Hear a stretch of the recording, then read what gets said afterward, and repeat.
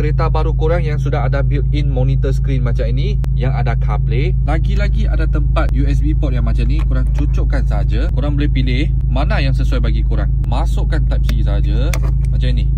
Halo guys, tak pasang TV box dekat kereta? Boleh cuba ini. CarPlay AI Box 4+64GB ataupun 6+64GB.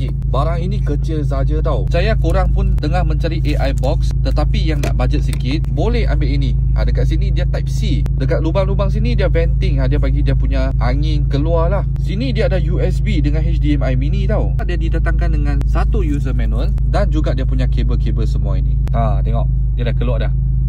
Cepat kan? Laju kan? Oi, Android CarPlay AI Box. Korang tak perlu download tau. Dia dah ada siap-siap dah semua ni. Aku pun tak pernah pakai lagi. Aku cuma cucuk saja. Dia sudah keluar dah, tengok.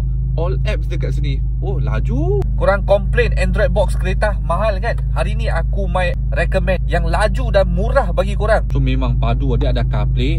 Ini untuk iPhone, ini untuk Android punya phone. Lepas tu kereta dekat sini korang keluar. Korang masuk balik interface. Dekat dalam sini Bluetooth music, phone. Dia macam Android lah. Dia macam Calling Kit. Lebih kurang sama. Tetapi dia punya interface ini simple. Sini kalau korang ada lagu korang boleh dengar. So yang penting sekali, YouTube korang tengok, boleh akses. Masuk YouTube, dia tak lag pun. Box 100 pun tekan je asal dia naik turun. Playback pun smooth. Tak buka full screen. So hari ni kita cakap pasal cantik guys, playback cantik. Ni dia akses, korang boleh tekan home terus. Lepas tu Netflix. Tengok, smooth gila dia punya Netflix. Movie Korea semua boleh tengok, no problem. Okay, yang ini kalau korang nak masuk ke setting, dia tak boleh macam ni slide down tau. Tapi dia senang. Dia setting dekat sini saja. Wi-Fi semua ada dekat sini. Dari sini dia boleh tukar dia punya LED. Ni.